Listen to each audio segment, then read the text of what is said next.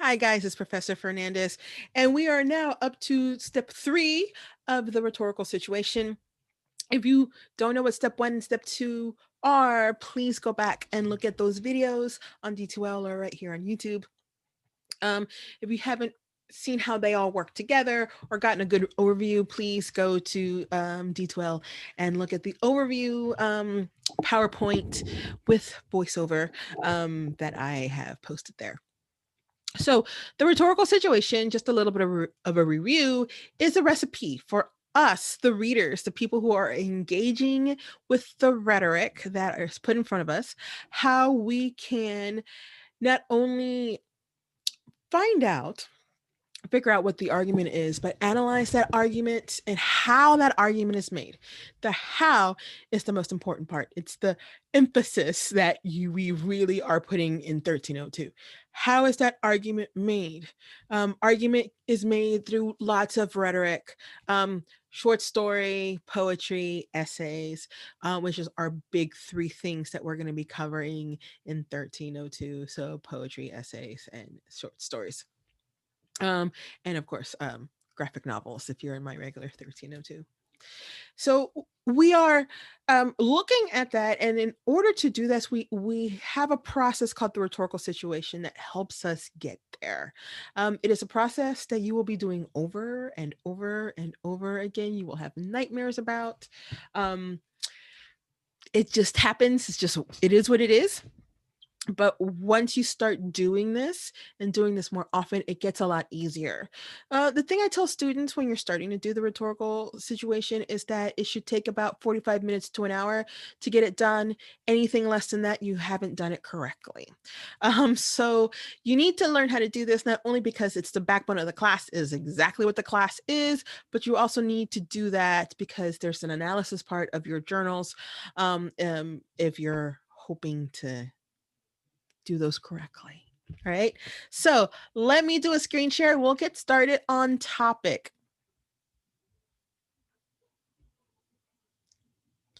All right. So you should be seeing on your screen. There you go.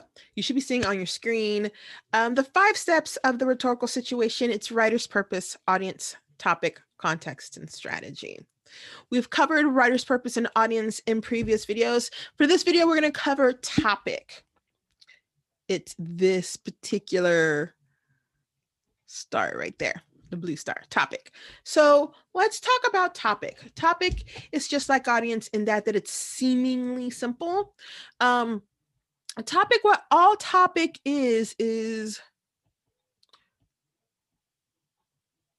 what the author is talking about.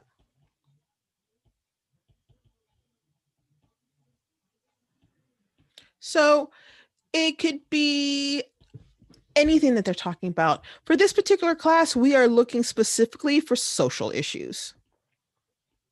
This is a social issues heavy class. So we are looking specifically for social issues. We can look for anything from racism, prejudice, environmentalism, handicapped, those who are handicapped and what does it mean to be handicapped. We could be looking at feminism and masculinity, what actually is love, how do you show love in many different ways. We can be talking about LGBTQ issues. We can be talking about sexuality. We will be talking about lots of social issues here in 1302. All of them, not all of them, but a lot of them. We'll be touching them.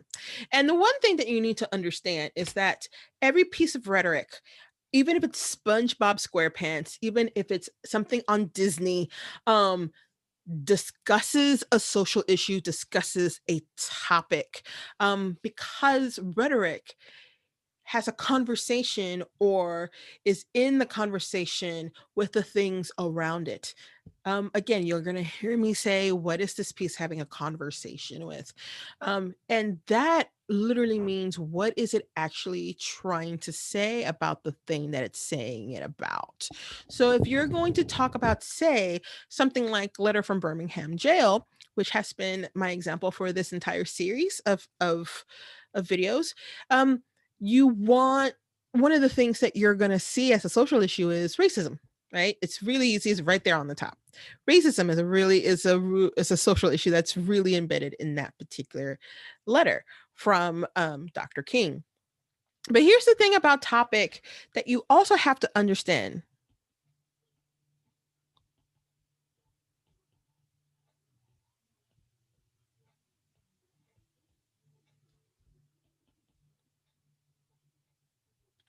There's always more than one topic. Always, always. And I'm circling that.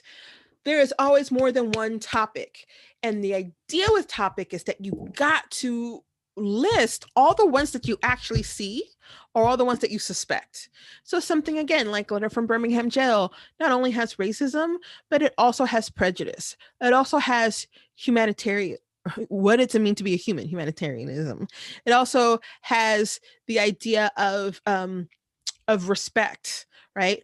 What does respect actually look like? How does disrespect look like in the African American community in the 60s? It also has change, right? The idea of change is difficult.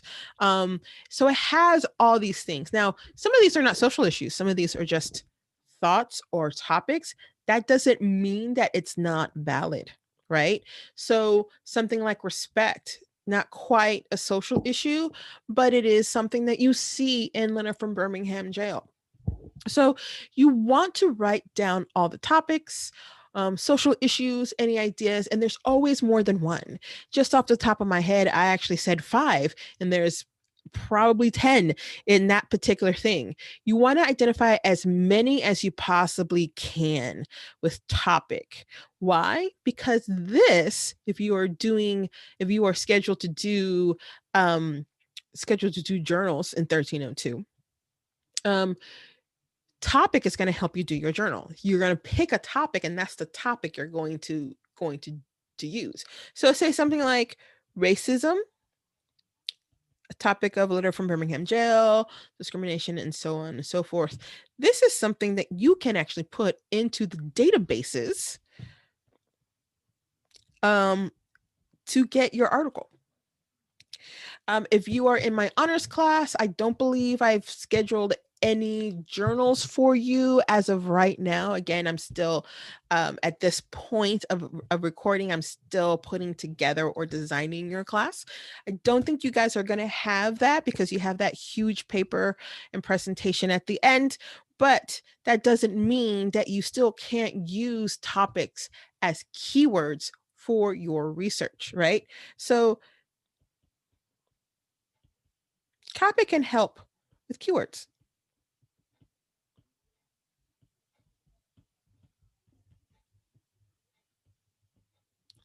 Right? So if you are looking, say, for an article, if you're doing a journal, you're looking for an article about racism, that's something you can do. You can use racism because it's on your list. But say there's 10,000 articles on racism, as they are. There tend to be, you can put racism and maybe respect, right? Because respect was um, one of our wonderful words, right? Racism and respect, or racism and women, or racism and African American, or racism and Black, right? So see how topic helps you with that. So not only say you're using topic as keywords for your keyword search to look for whatever research you need, whether it's for the research paper or for your journal, but you're also doing topics because you're going to research them. Yeah, you're going to research them. This is another reason why this takes a long time. So, for example, if you are doing letter from Birmingham jail, excuse me, excuse me, and you're doing a letter from Birmingham jail and you're looking up racism, maybe you want to do the research of racism 1960s civil rights, right? So you have that, and you got to do the research. I'm not saying that if you're doing a journal, you're doing a deep dive. No, you're probably reading a couple of articles because you need to get a sense of what this is engaging with, right? I use this example because it's really easy for somebody to look at Letter from Birmingham and say racism as a topic and move on. And then when I come back and ask questions, people are like, I don't understand what he's saying. That's because they didn't do their work under topic. For topic, you literally have to do the research. Now, again, if you're doing a journal, it's not a lot of research. You're not doing like 5 sources. Maybe you're watching a video on YouTube. Maybe you're reading something in the database. Maybe you're looking on something at historychannel.com or something like that, just to get a sense of what's going on. You're really just getting a primer. One of the databases I like for topic that gives you a primer or a good introduction to something is called Credo. Credo reference is really great. It's like Wikipedia, but like with steroids, and you can actually use Wikipedia. No, sorry, you can actually use Credo and not Wikipedia. But that's just to give you a sense of like what the background, what the story is, right? To get a sense of what's going on and what are some things you want to look at. You want to see how then, this is the big thing, how the piece engages with the topic. Something like Letter from Birmingham Jail, super easy. It's written in the civil rights era. It directly engages with racism. But something like Letter from Birmingham Jail, written during the same era, doesn't engage with racism face on. It does engage with racism in a roundabout way, but you really need to do the topic of what's going on to see kind of the parallels, because a writer's not going to tell you. So you're piecing this together, and that's what topic is. So let me review what we've talked about here.